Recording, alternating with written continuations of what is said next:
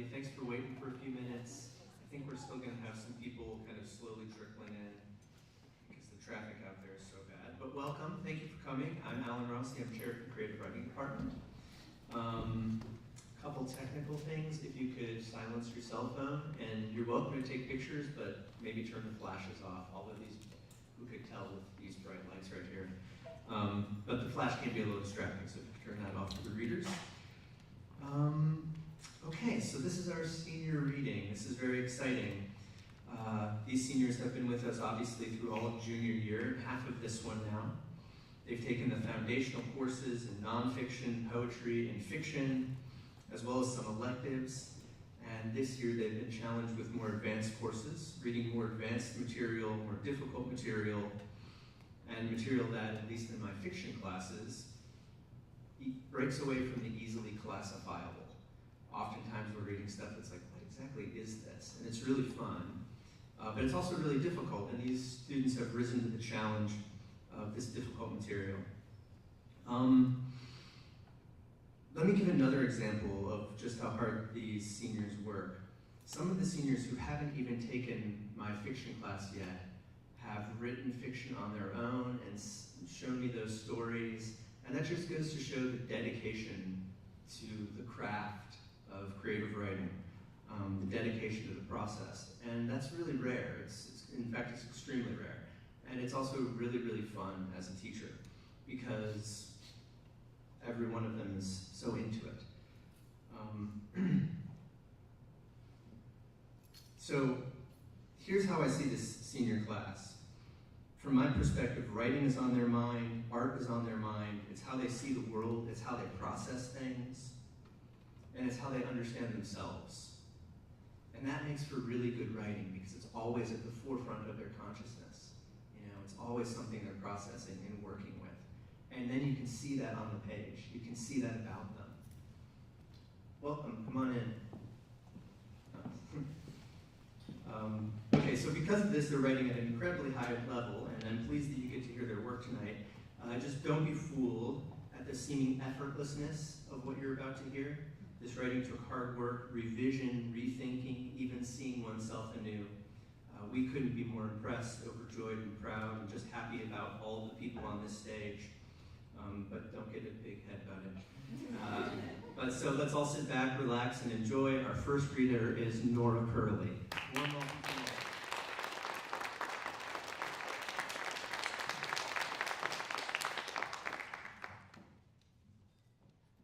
Hey everyone, can you guys hear me?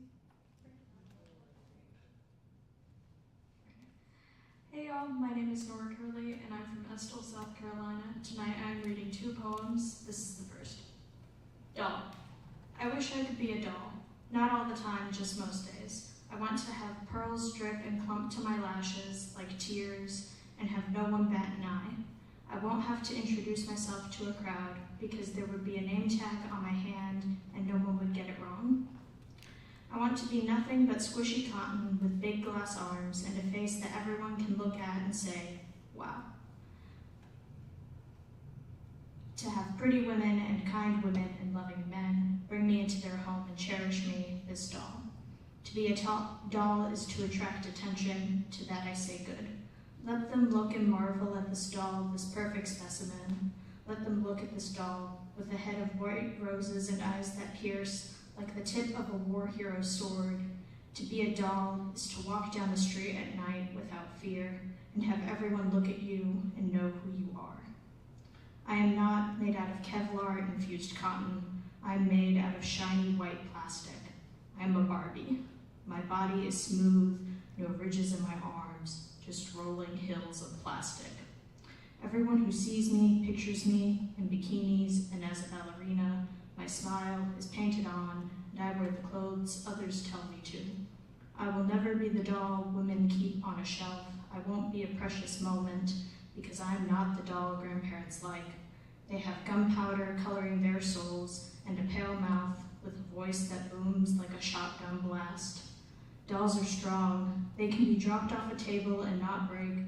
Dolls have volcanic ash for nail polish, and poles that go down their pant leg to help them stand, unafraid of shattering when the world sees them. leading with that glass foot forward. For my second poem, I will be addressing the character Johnny Bravo. Here we go. At the real Johnny Bravo, how do I love myself? Johnny. Can I call you Johnny? Johnny. You, walking Adonis. I see you as a sort of superhero, but I know that means little to you because you see yourself the same despite living with your mother and getting no women. Like you, when I enter a room, my hair and chest enter before the rest of me. Your chest enters due to years of working out till your lungs are screaming, I suppose I win, because mine is all genetics, baby. I wish I had the strength to flex in the mirror right now.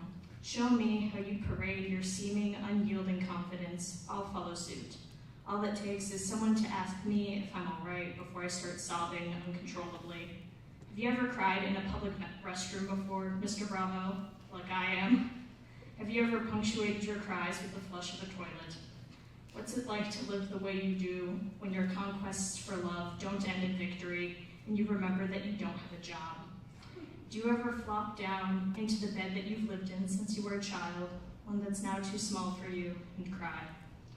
I need to know, have you ever hid your tears from your mother by hiding your red and puffy eyes behind your big black sunglasses? Do you ever stare at the prison gate gray ceiling and wonder if you'll ever find love? How do you do it? I've worked on my body and my diet. I've weeped while holding the fat that hold on to my hip bones like an avalanche of skin and cellulite. You were my age once. Is it some trick? Is it some birthright of man to be a scrawny twerp till adulthood? Then we turn into the walking version of the meat section in a Costco. Or do I just have to work harder? Teach me to have the strength to wear skin-tight black t-shirts and dye my hair lemon blonde. Teach me to talk to women with confidence, if a lack of moral character. Teach me how to lay in bed at night and not wonder if it's worth it all. Thank you.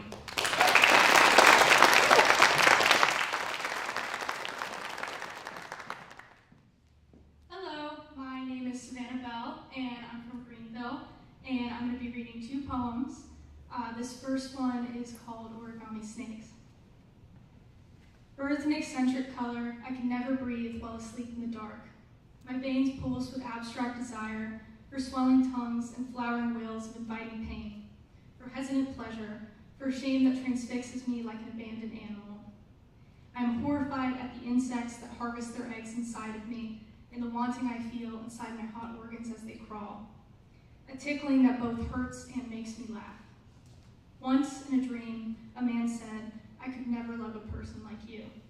It was dark, the grass was wet underneath my back. Somehow I knew I was sleeping. Crickets crawled and chirped under my skin. You're stupid. I'm sorry. I won't lie to you. In this dream we lived in Rome, and he loved me enough to be honest, but there was something terrifyingly foreign about his primal face. I wanted foolishly to take his tan arm and tell him that I knew it was true. Smart women don't grab the hand that feeds them and force it onto their scalp, begging to be pet.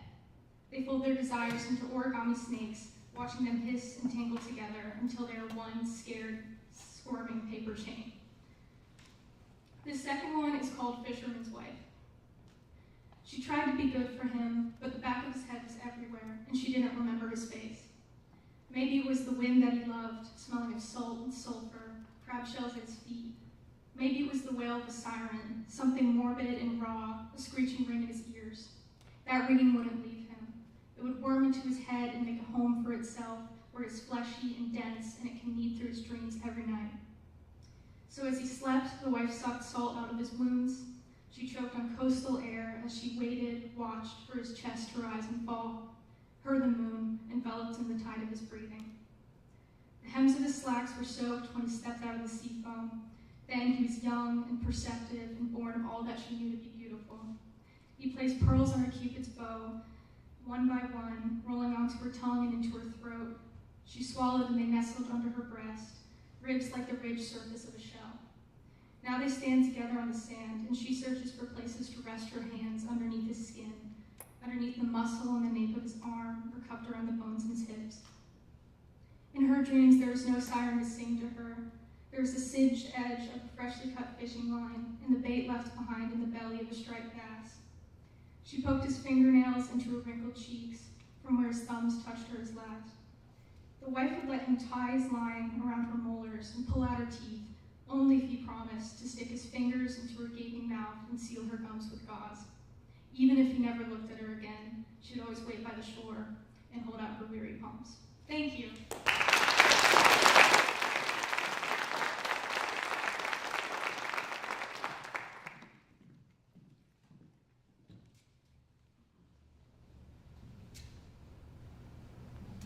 Is this all right? All right. My name is Meredith Wiper, and I'm from Greenville. And I'm going to be reading the beginning excerpt of a fiction piece called Going Places. Sometimes I dream about my mother. I dream about how she was when I was 7 and oblivious, when she wore jeans and linen blouses with shoes I called Jesus sandals. She smelled like detergent and raised me like I was a prince, her own personal best friend, and her greatest accomplishment all in one. I had to take the bus to school and back because she worked, but I didn't mind. Mom would get home soon after me, and that's when the fun began. We would go to the library or have pizza on tortilla wraps and chocolate milkshakes that she would make in the microwave. Sometimes we drove to a Blockbuster to rent movies. She would make a big show of going up and down the aisles and considering every movie carefully, but we would always get the same ones in the end anyways. I would get Aladdin while she got A New Hope. I don't know if she actually liked that movie or if she chose it because of me and how much I liked it. In my dreams, I feel like I did when I was 7. The world is smaller in the way you're not aware of until suddenly it's not anymore. I feel happy. But then she'll give me a certain smile, something bittersweet, and that's when I realize she isn't even there. Whenever I have a mom dream, I wake up sweating and worried, my skin sticking to the sheets and my chest hurting. For a moment, I feel totally panicked and out of control in a way that scares me more than the actual worry itself. But then I remember I don't have to worry anymore, and I get up to have a cup of coffee because I can't go back to sleep after that, even if I tell myself there's nothing I can do now. I met the woman for the first time the morning after having one of those dreams. I work in a travel agency off of a highway. It's small and gray and the kind of place you drive by but don't see. I don't like working there, but I don't know where I would rather be, so I stay. I tend to keep to myself and don't really interact with anyone, which is actually pretty easy because barely anyone ever comes in. That morning, I was nursing my 3rd cup of coffee and was in a state partially between exhaustion and something near teariness. The woman had come in and was walking around the small room, studying the displays and posters, all the different Photoshop destinations. She was small in stature, but also in the way that she held herself, like she was trying to take up even less space than she already did. She reminded me of my mom and how she angled her head. Most people come in for a moment or two, take in the dinginess, the overall cheap feeling of this place that I've gotten so used to, and leave. This woman was reading every single brochure. I could see how her index finger slowly traced its way down the pages to mark where she was. Her hair was short and sort of grown out, the kind of look that would have been stylish on someone who had the means to change it. It didn't look good on the woman. She made her way around the entire room before making it to the front desk, where I was. Up close, her face was unremarkable. Not in a bad way, just the kind of face you won't remember. Like the most people in the world. Like me. Small and slightly freckly, she was probably older than me, if I had to guess, maybe in her 40s. Her expression made it hard to tell. I saw her approach slowly out of the corner of my eye, taking in everything on the desk, the small green pot of pens, the bobblehead Hawaiian dancer that had been bought at the CVS down the road, the fake flowers, the blank email sign-up sheet that would let me know if there were ever any deals we could offer our customers. There never were any. She finally got close enough that necessitated me saying something. "Is there anything I could help you with?" I asked. My cup was almost empty. I wondered if I should refill or not, or if that much coffee would be overkill. "No, I'm just looking," she said. Up close, she looked tired. "Anything catch your eye? Bermuda is supposed to be wonderful this time of year," I said. I had no idea what the hell Bermuda was like this time of year, but she didn't need to know that. She shook her head and rested a hand on the counter, almost as if to steady herself, and looked around again. I wonder how it looked to her. It was all ugly to me. All that was fake, grand ideas that would never leave this room. Advertising for something that the people who lived in this area, including me, couldn't even afford. It was a bad joke. I had never even left the Midwest myself, and yet I had to try to pitch everywhere to the few people that came in. I drew a line with the customers. To them, I was a salesman, nothing else, and I didn't want to be. At the end of the day, I just wanted to go home. It's funny, she said, how big the world is. It is, isn't it? I said, but that's the glory of travel. Makes the world a little smaller. It's funny how many places we'll never see, she said, sounding like she hadn't heard me. I looked at her. The woman seemed even smaller than before, like she had deflated since coming in here. Before I had the chance to say anything, she gave me a brief, soft smile and walked out the door. I watched her until I couldn't see her anymore, until she had disappeared and it was like she had never been there in the first place. Thank you.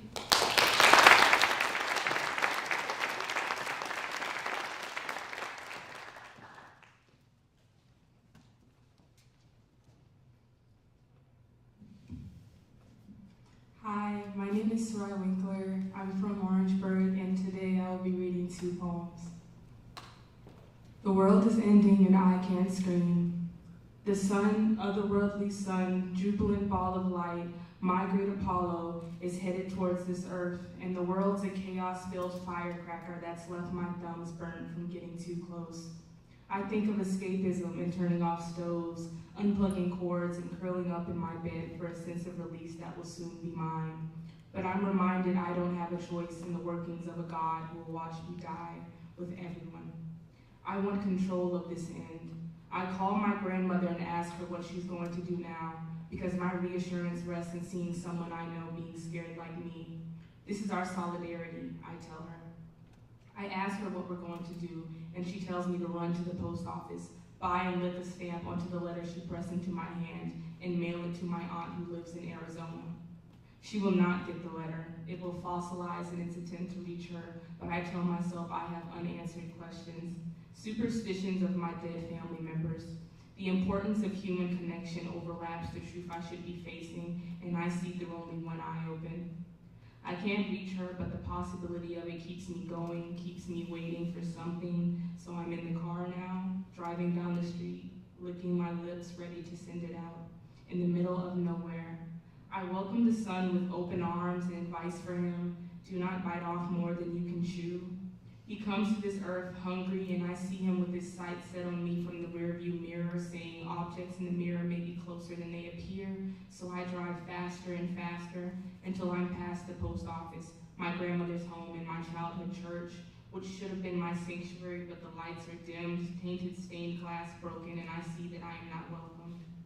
While I drive, I ask Mother Earth to swallow me whole again, a mess, spit me back out naked, and let me roam this earth nomadically. Let me be born again, hairless, the cheek baby blemish, frail to this world's opposition. I'll do everything I didn't do, like watch those 37 Netflix originals in my list, or wear my hair in 2 French braids and speak in an Icelandic accent. Speaking of Iceland, I'll finally listen to Bjork and pretend I know what she's singing about.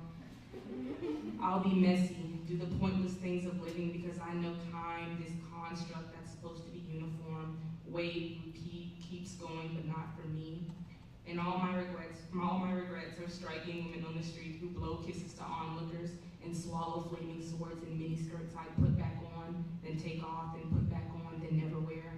My nerves are running on the sidewalk out the window beside me, afraid but reckless dear devils, they do so with conjoined hands to be close. They've long left me behind, and I can only hope they find my aunt and give her the letter, because the longer I drive, I find myself waiting on nothing, not even her. The sun has now become intense, burning, smoldering, and he is a man who invites me to stare, unashamed at him.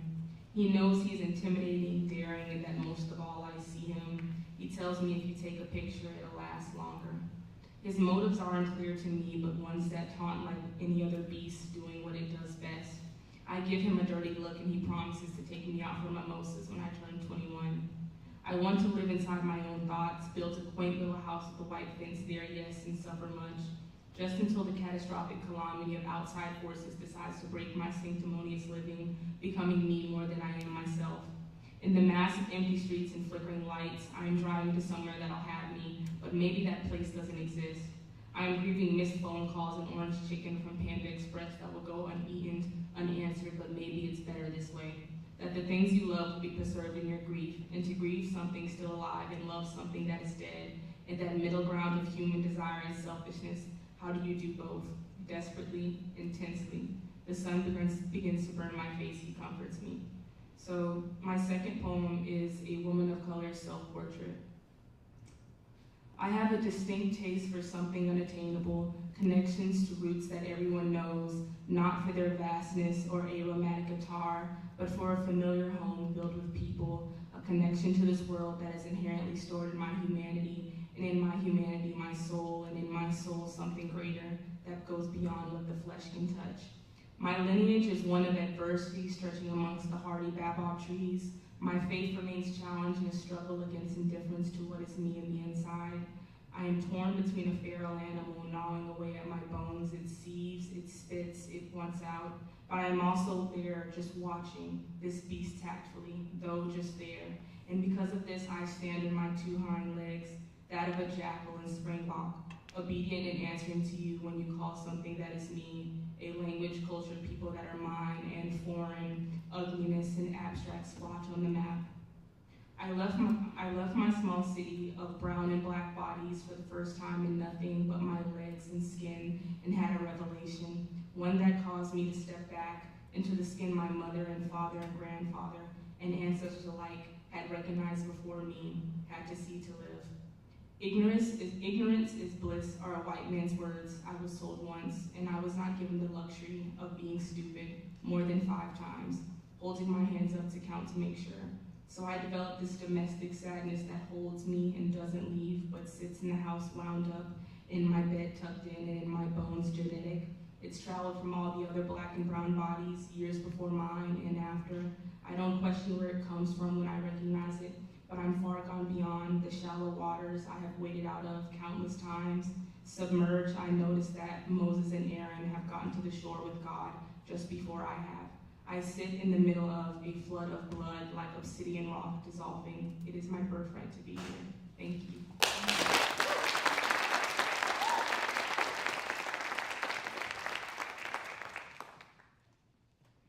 Hello, my name is Carolina. I'm a senior and I live in Greenville. I'm going to be reading poetry today. The first one is called Pending.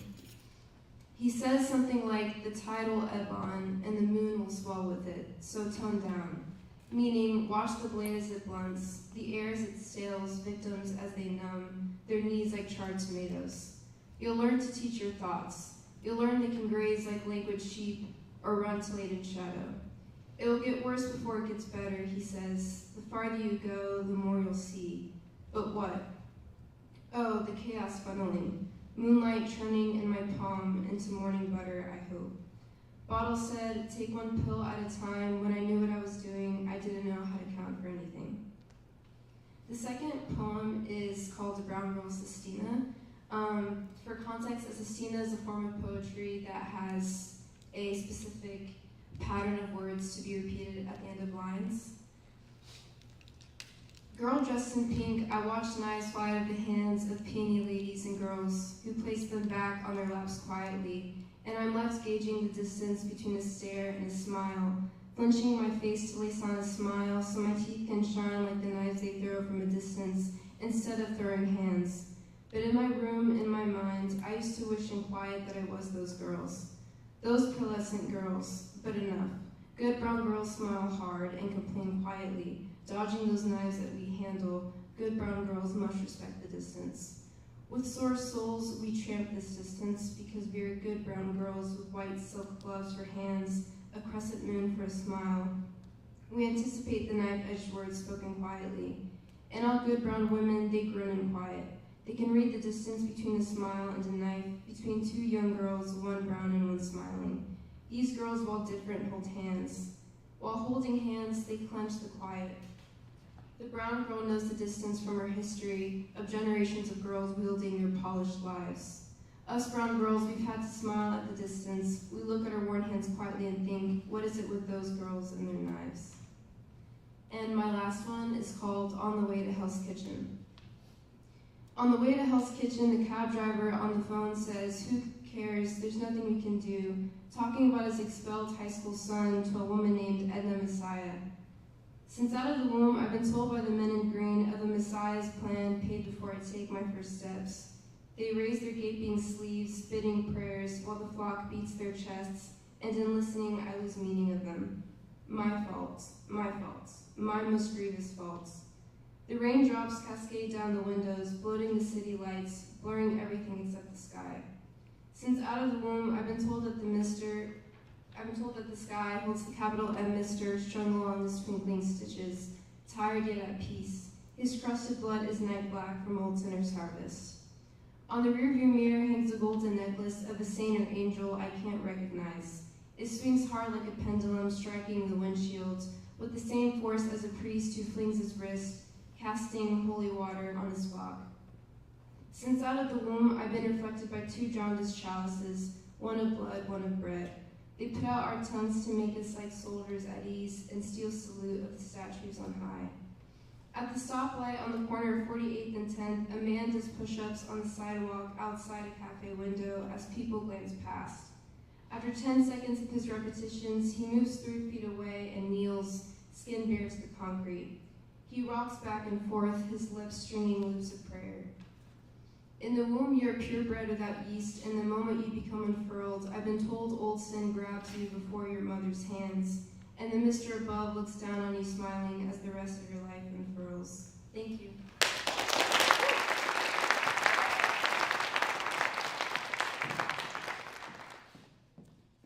Hi, my name is Emma Estridge, and I'm from Kershaw, and today I'll be reading a nonfiction essay called After I Broke Up With My Boyfriend, I Went to the Pier.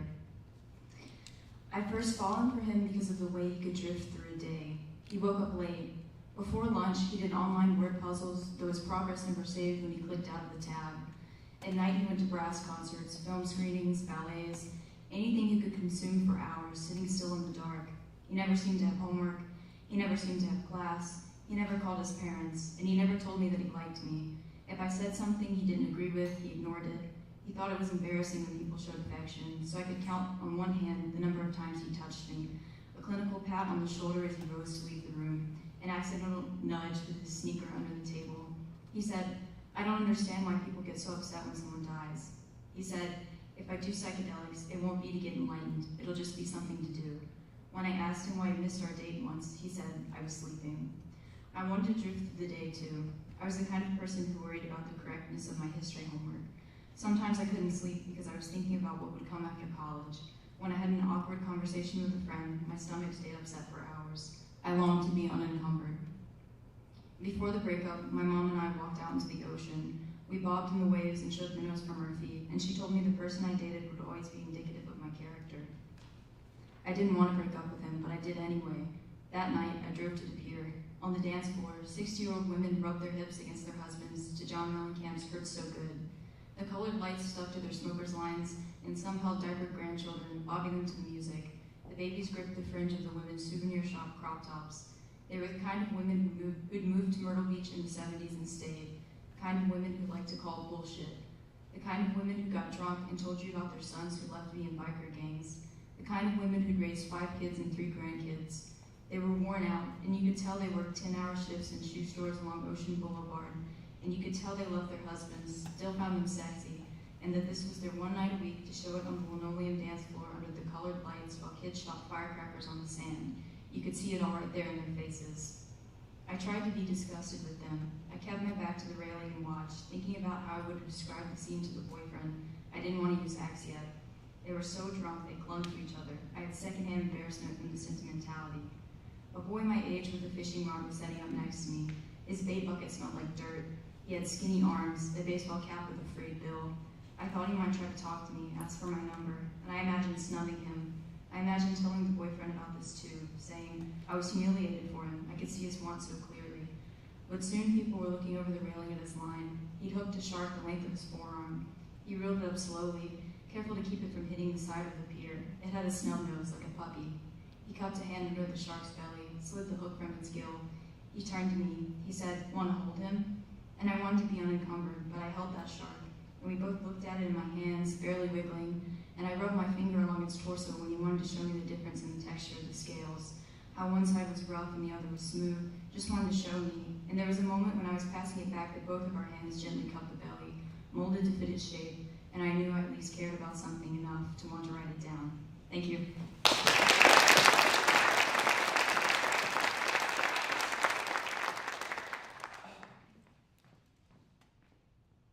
Hi everybody, my name is Cassidy Holt and I'm from Chapin, South Carolina. I'm reading 2 poems today, and the first one is Cecile Street. Attacks, however often, never get easy. Blue dress, the color of lapis, hugs her body tightly as she walks to nowhere. Called a man, she pays no mind, she continues to walk, glory in her eye. Done to a T, her makeup was without a flaw, yet still anxiety continues to draw. Egregious cards that call out her every lacking trait. For now she could appreciate that even with nowhere to go, she still has a home. Gone in the night, hardly a problem, as no one would notice. I'm Cecile, I'm a painter, a reader, and a lover of dance, and I'm doing okay. Jumping and skipping each time her heels hit the ground, more stars come out. Ka-chow, her mind goes back, and in no time's flat, she's reminiscing about love that could but couldn't be because the public saw it as indecency. Man, oh man, that man broke her heart, all because he couldn't take the nasty comments that strangers would make. Of course she knew it would come. She had doubts since kiss number 1. Parted, she carried on, refusing to return his coat. It's the least that she deserves. Quixotic, that's all he said after she told him that others shouldn't define them. Reality reemerges and she finds herself alone in the present. She wants to die, yet still she lives. Still she walks the earth a mystery. To some she'd still be a man in drag, an insane creature, and at best a trap. Until now, she'd gone the day without these feelings, no, without these facts. Vibrating thoughts fill her head, but there's no time for that. Walking along, she thinks, I'm Cecile, I am Cecile. People on the sidewalk give her xenocdochial gestures to each other. She walks past them on the street to nowhere, yielding to the facts. She's a woman, once leaping, now limping, zebra to a world of lions, walking through the world in blue. And my second one is The Alligators and the Sun. In a red lighthouse facing away from the sea, alligators of all sizes, creed, and colors stand. A few are dressed as pirates, some as southern belles, and one in a tennis uniform. They all hold buccaneer muskets and take aim at the sun. Charlie, steady your hand. We gotta make that bastard pay for looking down on us. Come on, Rebecca, we only got 1 shot. This could push up the corporate ladder. I'm so excited, Brad. The priest told me we'd all go to heaven once the sun's gone. Hey, everybody, let's do this quietly. This is supposed to be a solemn event. Oh, shut it, Henry. The sun's pushing its will on us, and that warrants outrage.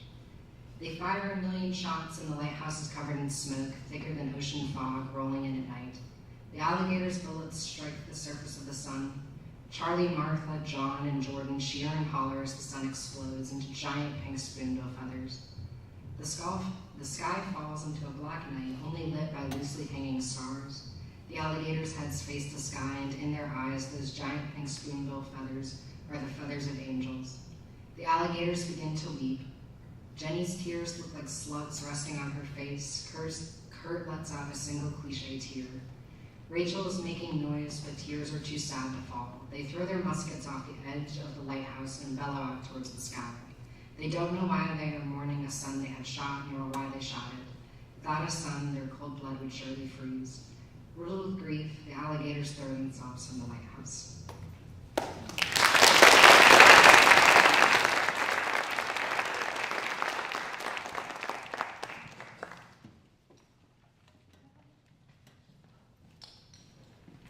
Hey y'all, my name is Sydney Jenkins, and I'm from Greenville, and today I'm going to be reading 2 poems. This first one is called Because Dreaming Costs Nothing at All. One night I dreamt of being married into a mob. My dream husband was tall and lanky. He wore suits that swallowed him, and his hair was greasy. His father was shaped like the number 0, and he waved a huge pistol around with full intent to shoot it soon. In the dream, things went from better to worse quickly. I had to duck and hide, dodge and swerve, ult and hide, and dive, quietly and cautiously, so my newly bonded father-in-law wouldn't mistaken me for an enemy in the crossfire. I lost my husband within a few minutes of the shooting. He hid somewhere else or joined his father, but it was apparent that I was utterly and completely alone in a big house that turned into Swiss cheese. I woke up several times throughout the night, once to scratch my mosquito bites on my legs. Half asleep, I didn't realize how hard I was scratching and itched my right ankle raw and bloody before I enveloped myself under my weighted blanket to doze off. When my roommate was leaving for class, I woke up again to mutter, bed. She looked at me and blinked. I said again, dreamily, bed, before turning over to fall asleep, unaware of my roommate's stares at the back of my head. I woke up later in a mildly unconscious daze to text my family group chat. Takeoff from the popular rap group Migos just died, and so is my husband. Please be safe, guys. I love you all. By the time I was already deep asleep, I received 6 calls from my mother and 4 from my father. My brothers each simply texted me, Mom just asked us when you got married. Please stop texting the group chat your dumb art school jokes. When I finally awoke to go to my own class, I glanced at the cold air hitting the open wound on my ankle. My eyes grew to be the same size as the large barrel of my father-in-law's pistol. I opened my phone to the multiple notifications from my family in reality and felt the urge to scratch my ankle again. I sat in my bed for 30 minutes, uncaring for the remaining time I had to get to class, sweating and afraid. How could I do and say these things without remembering? I remembered the scent of my dream husband, cedar and vanilla mixed with hairspray like a true mobster, better than ever picking up my phone to text anyone or scratching my mosquito bites. What caused my mildly unconscious mind to make such decisions for me that I would never think of if I was fully awake? What happened to the dream receptors in my head? Why a mobster husband, and why did I suddenly miss the loud booms of gunshots? The strong, greasy grip of his hands around my shoulders, the smell of freshly released gunpowder. I soon decided that it was my duty to get to the bottom of my surreal night and fell asleep again, ignoring my important responsibility of school, eager to return to my newly wedded husband, impatient to help the shootout however I could. And this last poem is called The Cons to Being the Oldest Child. The worst part of being the eldest child is the expectation. When my brothers were just faint amoebas in my mother's uterus, together she and my father already dreamt and planned every major event in my life. Somehow, I was not included in this conversation. The thing about being the eldest child is that no one else has experienced family like I have. No one understands, not even my own mother. The difference between being the oldest daughter and the oldest son is that my mother will bend backwards to fulfill the needs of my younger brother, but will leave me to fend for myself. Even though he is much younger and much less capable of understanding why my mother treats him the way she does, I still blame him. But of course, I cannot blame my mother. She doesn't do it on purpose. She works and slaves so that I can go to school. I've shown her that I'm independent. I've showed her that there's no need to worry about me because while I'm still technically under her roof, I'm self-reliant and just too old to want her to help me. The conversation with my mother usually goes like this. How are your grades right now? I roll my eyes because everything leads to grades no matter what. She notices and begins to lecture me on the importance of school and the academics and how they can pave the way for my entire future, but I'm smart enough to cut her off. I have A's and B's besides math, like always. I try to joke to take the pressure off of me. Before I know it, she's already telling me that I need to talk to a tutor. Nothing gets better unless you fix it yourself. You know that. I nod my head. I know. An oldest child knows that asking a parent for advice leads to nowhere. But of course, again, it isn't the parent's fault that their child gets hurt. My mother cannot be blamed for the consequences of her actions when she has given me her all to be my parent. The worst part of being the oldest child is the great expectation. I'm expected to be the person my mother dreamt of, even if I'm not sure if that's what I want. Because she's my mother, the sole being that birthed me while she was just a child herself. If she wants me to do something, I will do it without question, without complaint, but the idea that I will be exceptional enough for her is completely innate. And that's truly the worst part. Thank you.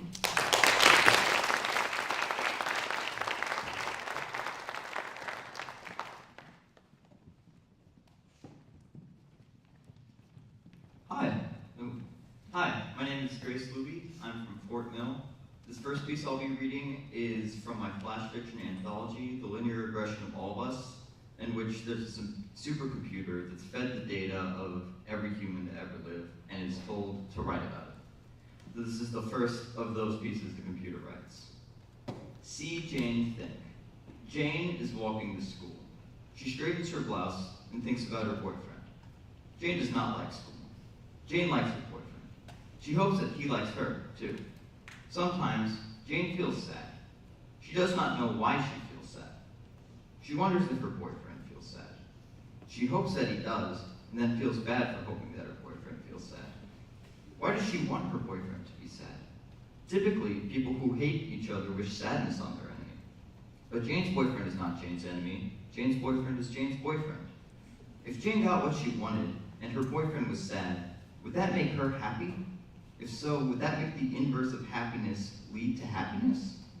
In the hypothetical scenario in which Jane's boyfriend is sad, it can be assumed that he would want Jane to also be sad. Would he feel happy if he knew she was sad? What then would happen if both were to come upon the understanding of the other's emotions at the same time? Why is it that when sad Jane and sad Jane's boyfriend are added together, they create double happy instead of double sad? Jane ponders this as she walks through the street. Jane gets hit by a bus and dies. The end. This next one is a poem. The title is a quote from Yoda. Luminous beings are we. We'd already spent most of the afternoon waiting for the storm to leave. Going anyways was a risk. 2 years ago, at a different beach, the same family, I went on a walk, made it about half a mile away, when I noticed my headphones are wet. On the horizon, a rolling, monstrous thing of gray and cloud. It was exactly like that Stranger Things scene. Lightning arcing across the ocean, sea wind finding a vicious bite against my bare skin. It head towards me, promising cold danger. I wanted to keep walking, to push my luck until Mother Nature decides I've gone too far. I didn't. You got us the Mad Magazine card game. I couldn't miss that. Now we walk by overcast sea and restless skies, and for the first time, I truly talk to you. I spill my guts. I look down to my feet as we drift through sandbars. I race to finish talking like it's a Mario Kart track. I can't meet your eyes, expecting disappointment, expecting judgment, expecting I'm not sure what, but not understanding. Completely unfazed at the things that have secretly torn my life apart. I'm sorry. I wish you had told me I was being dramatic. I wish you had told me that all I needed to do was love myself. What was there to hate? I wish to God, if there even is a God, that you didn't understand. I wish that I could be a strange, sad hermit, an outcast of the desert planet Tatooine, and I wish that you could be a simple moisture farmer, have no problem larger than the next harvest, picking up power converters from Tashi Station. Turns out we were too ambitious, and it started to rain. It wasn't that bad. It's not like I was going to die, but you turned us around, took us out of the rain before things got too bad. Master Yoda taught Luke that we are all luminous beings, all of us learning to connect through the force of life, all of us so much more than the crude matter that holds us. Sickness, inhibition, gender, fear dissolve into dust that blows away under your warm spotlight embrace. Thank you.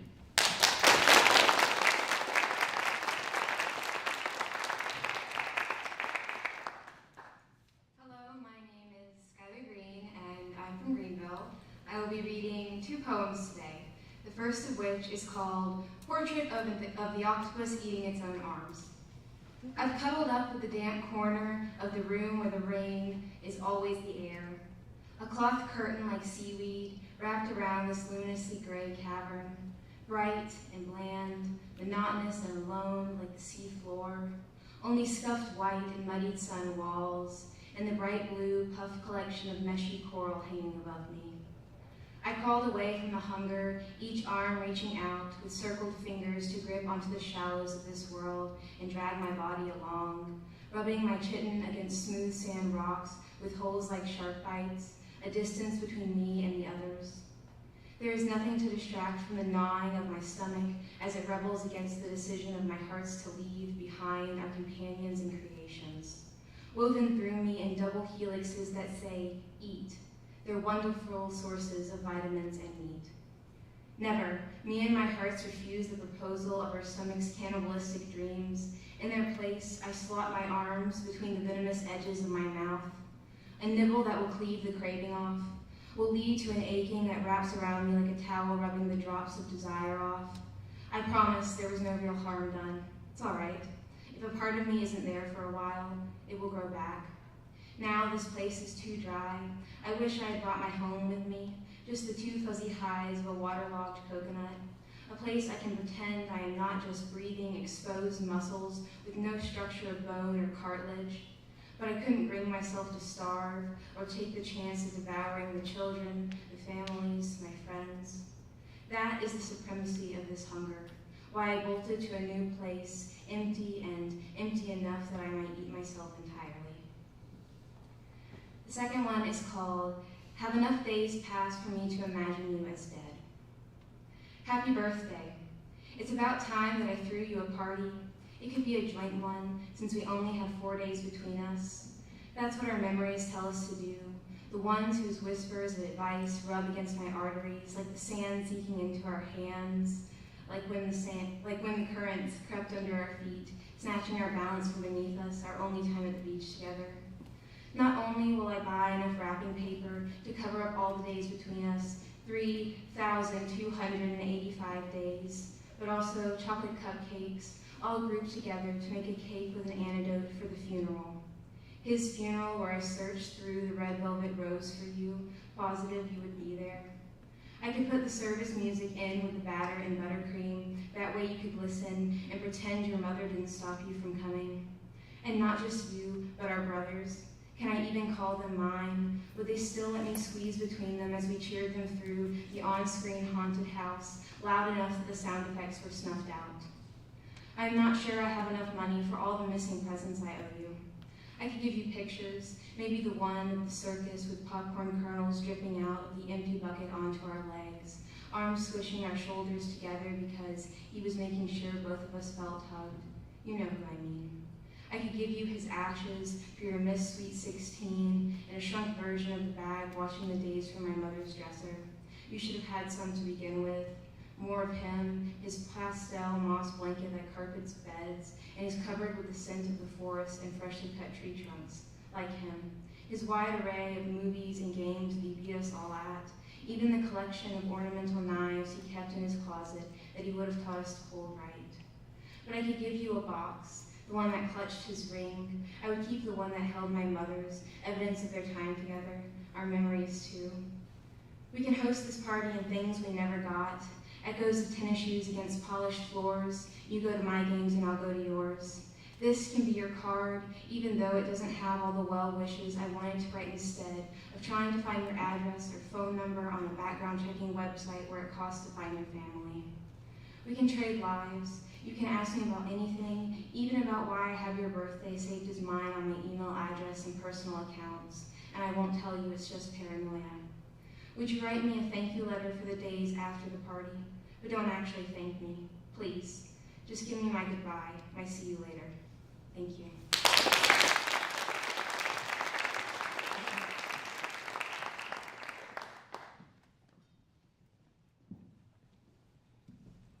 This is good, can everybody hear me? My name is Jocelyn Gagne. I'm from Greenville, South Carolina, and today I'm going to be reading 3 of my poems. The first one is titled Ode to Bareness. Hairless, skinless dog, short-lived squinting of the heart, an empty uterus that longs to swell, the deforestation stripped our land apart.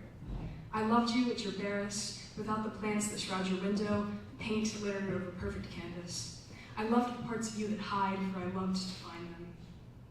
The sole of a shoe checked for something sticky, although nothing is there. Remains of wood in a fireplace, swept into the trash can as my father crouches to the bricks, broom in hand. I checked the time where I forgot to place my watch. I checked my phone, but you haven't messaged me. Coldness sinks its teeth into my skin. You told me to bring my gloves. You said winter was here, and I forgot. I have never known coldness until I became it. I am the gum on the bottom of my shoe and the shoe itself. I am myself among other things, and I think I am myself the least, and I long instead to be bare. I resent the paralyzed park bench that does not permit emotions to cloud its being. I envy the goldfish that forgets. I reach my empty hands out to you, the reason they remain bare. I am plagued by guilt and shame and desire, and I long instead to be bare. My second poem is titled Waxing, Waning, Waned. Mars Elephas learned about fractions in the 4th grade.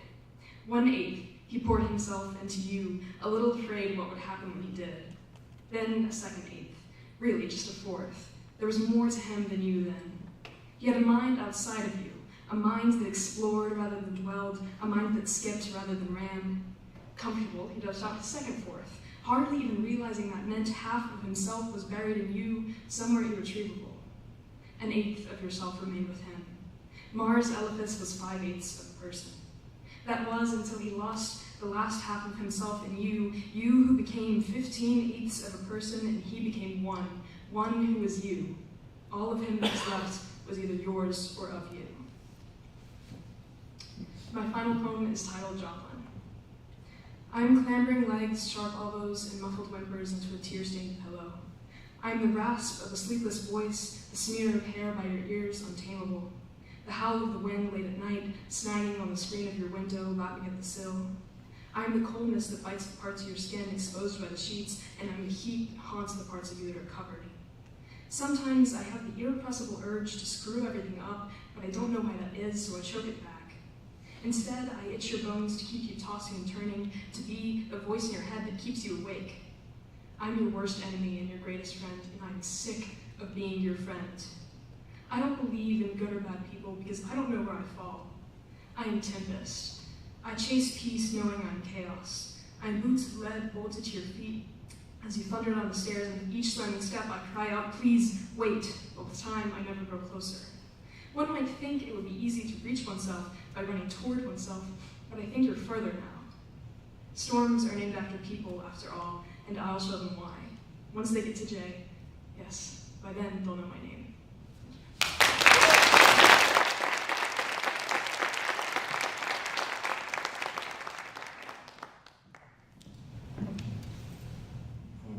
Hello everybody, my name is Michael Castle. I'm from Greer, South Carolina.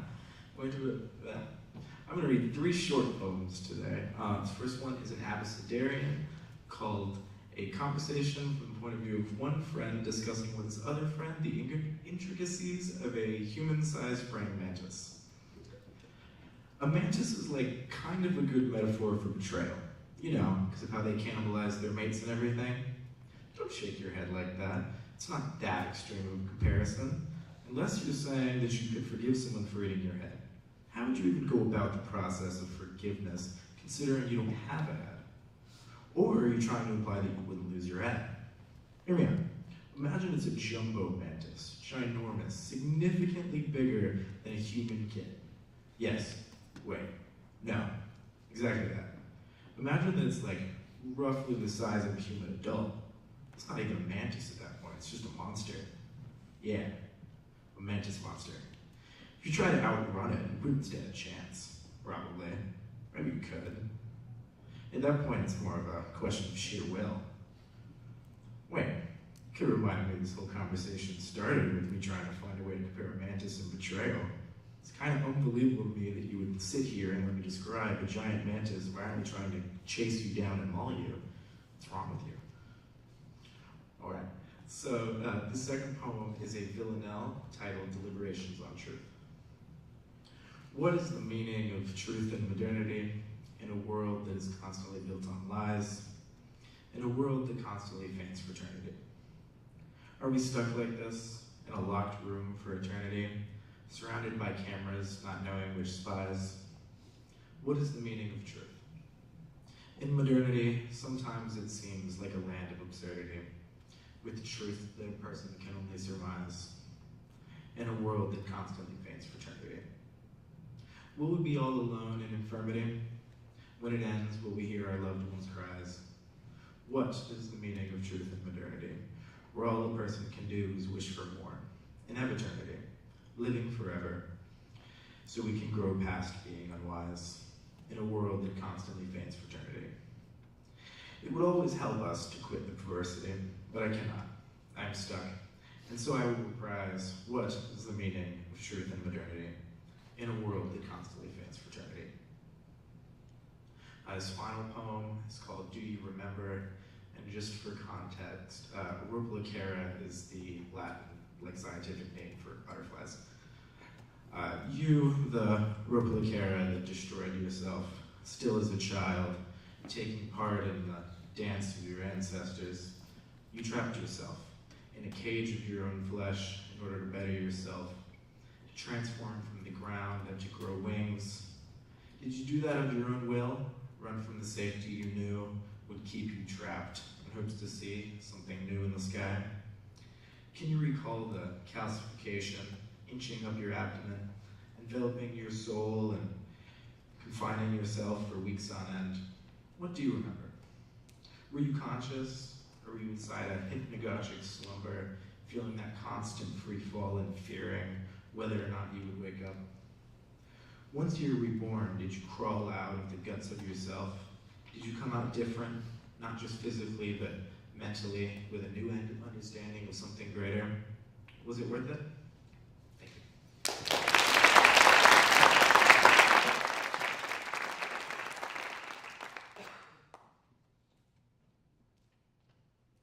Hi, my name is Kat Davis, and I'm going to be reading a fiction piece called Ride. The truck seat had an indentation that fit his butt perfectly, and after 900 miles on the road, the trucker learned to sleep sitting up. He watched the highway ahead of him stretched out like a snake. He reached for a Coke in his drink holder and knocked it over, leaving sizzling bubbles to seep through the carpet beneath his feet. He swore and then felt guilty for swearing, though no one was in the truck to scold him for it. He glanced down at his feet to see the Coke seeping through the unsmoked cigarettes he dropped earlier while going over a train track. His wife back in Sherbrooke would always rummage through his underwear drawer and coat pockets searching for hidden packs of Avanti. However, he always remembered to stock the cigarettes in the truck where she would never find or care to go searching for them. He indulged in his addiction on long rides like these where he had too much time and not enough to do with it. Though his knowledge of English was limited, the trucker had America memorized. Every interstate from Florida to Montgomery, every turnpike he knew by heart. He loved coming home and telling his daughter the things he had heard and seen while away. One time, he walked into a gas station late at night and waited in the bathroom line behind an old man who had the most meticulously shaped mustache he had ever seen. He leaned forward to examine the masterpiece, only to realize it was not a mustache at all. The old man had severely overgrown nose hairs, inches long at least, and combed them across his upper lip to form a perfect handlebar. The trucker was fascinated and repulsed. Like a bad car accident, he couldn't look away. The trucker told himself he would get off at the nearest exit to get some napkins for the Coke spill. He glanced in his rearview mirror to see a woman driving the same car as his wife, a Toyota Prius. He always thought those cars were ugly as sin, but remembered the wide eyes and excitement on her face when she told him it was only $2,000 with 50,000 miles on it. Of course, the engine was busted and the window shield needed to be replaced. But she had a mechanic nerd as a husband, and though he couldn't share his excitement, he could fix the windshield and engine so she and his daughter could venture somewhere while he was off on another long ride. The Prius woman behind him merged into the right lane and sped ahead of the trucker's 18-wheeler. The trucker, too busy worrying about the Coke spill, didn't realize he was going 55 and a 75. He began to accelerate. He watched as the Prius swerved in and out of lanes, sandwiching itself between traffic. What an idiot to drive like that, he thought, but he couldn't help but be intrigued. Why risk your life to get somewhere 2 minutes faster? He shook his head and then contemplated why he bothered to speed up when she passed him. The man stopped thinking and turned on the radio. Behind him, he heard the sirens of a police car grow nearer and nearer. It was after the Prius. The trucker thought of his wife and daughter. He thought of them being in the Prius. He thought of the long drives he took in their Prius with his daughter as a baby so that she'd stop crying and perhaps fall asleep. He always drove with one hand on the wheel and the other holding his wife's. He loved the look his wife gave him if their daughter fell asleep during the drive. She would squeeze his hand hard as if to say, "We did it," and her eyes would be squinted and proud. The trucker would also feel proud, filled with a rare feeling that his driving accomplished something. By this point, the police car was almost in front of the Prius. The trucker watched their game of cat and mouse. The Prius accelerated, leaving the police car behind. The police car sped up, but then the Prius slammed on brakes, causing the police car to ram into the back of the Prius's bumper. They had to be going at least 90 miles an hour. The Prius's entire backside vented inwards like a crushed can of beans and caught on fire. Perhaps it was the electrical wiring that caused the fire. Perhaps the Prius woman also hoarded cigarettes in her car and those caught flame. The trucker slammed on brakes, worrying that the inertia of his cargo would prohibit him from slowing down in time. He squinted his eyes shut as his tires squealed. When the trucker opened his eyes, he was even closer to the Prius. He saw the silhouette of a woman. She was locked inside, pulling at the handle to get out. The policeman was unconscious. Cars swerved around the accident, but the trucker just watched. He always imagined himself as a hero. In the trucker's driving daydreams, he sometimes imagined himself running out of his truck, grabbing a crowbar, and prying the struggling survivors of a car accident outside to safety. But no, he stayed there, and his 18-wheeler, too shocked to move or speak. He was blocking the way now. People could not get around. The traffic behind him began honking their horns one after the other. The man put his hands over his ears. The honks escalated in volume. They wanted him to go. No time to look at the car on fire, nor the woman inside. They had places to be. It could have been them, whispered the trucker to himself. He thought of his wife and daughter. Inhaling sharply, he pressed the gas and slowly passed the burning Prius. The radio went off and changed to a commercial break. For the rest of the way back home, the man did not look back at the accident behind him. Thank you.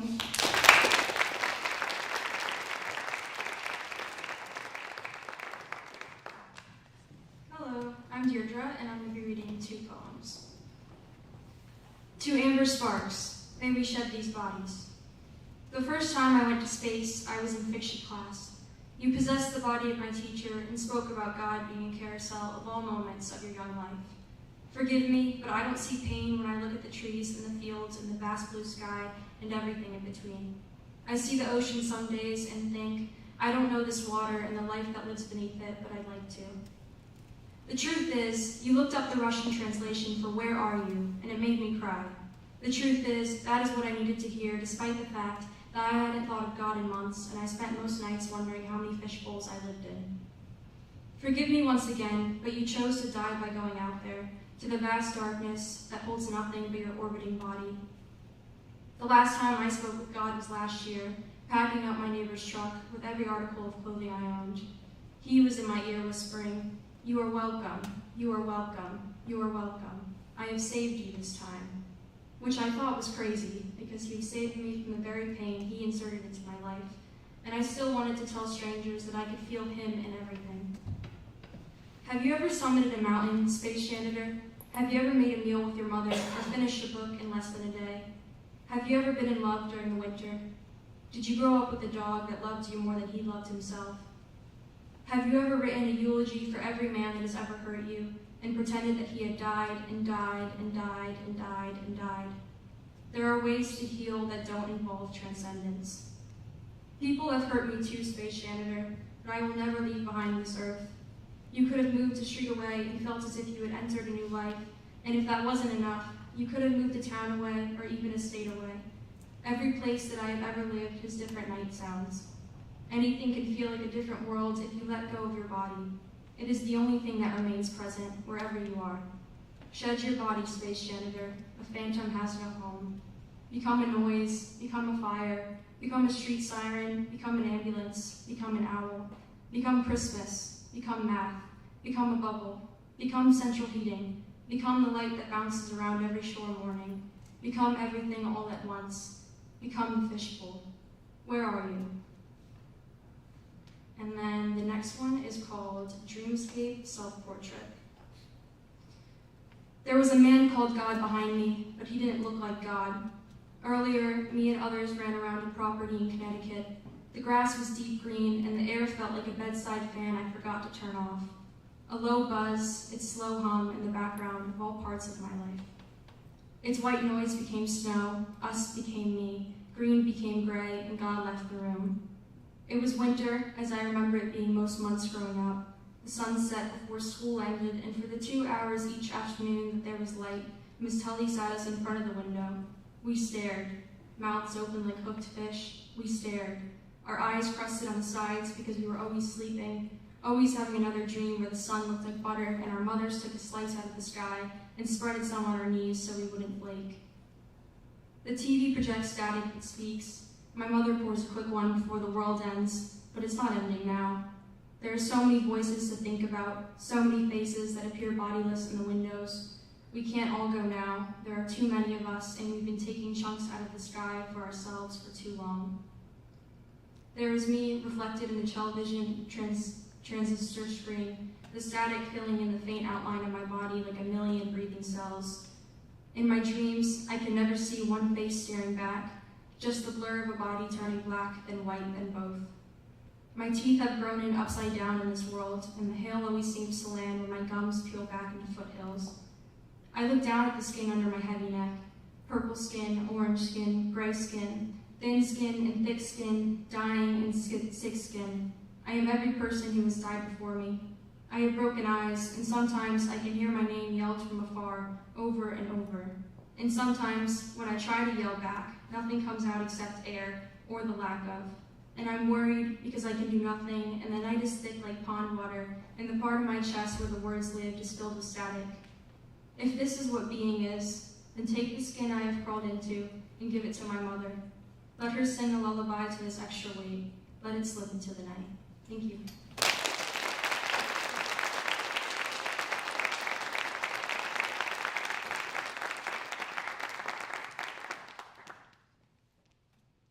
Let's do one big round of applause for the whole group. Thank you all so much, so wonderful. Good luck with the traffic out there. Thank you for coming. Have a lovely night. If you want to get some pictures, maybe